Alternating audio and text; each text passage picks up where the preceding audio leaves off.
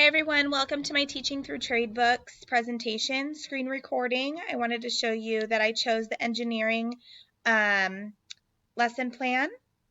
This month's TradeBooks were Engineering in Our Everyday Lives by Reagan Miller and Rosie Revere, Engineer by Andrea Beatty. These are two awesome books. I chose to do the grades K through second grade Engineering in Our Everyday Lives lesson plan.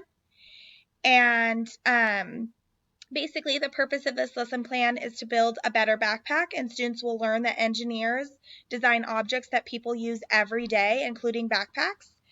I like this lesson because backpacks are something that students in kindergarten through second grade can relate to. So they can then identify the structures and function of the parts of the backpack and then design a new and improved backpack. So this allows them to see what they have and then expand on it. So the students, how they will engage in this activity, they will students tell the students that you have a problem that I need help with. Like, I need help with this backpack, it's not operating right. Maybe my apple is falling out, or my pencils don't fit, or my binder isn't closing correctly inside. And so these students are then going to explore the backpack and make a T-chart. This was something that I thought was cool, was that the students are going to make a T-chart on each part of the backpack and then its purpose. So they'll get to examine and explore that. And then next, we will show the students the cover of the Engineering in Our Everyday Lives and tell the students that this book is about people who design objects that we use every day, just like the backpacks that they are going to reinvent.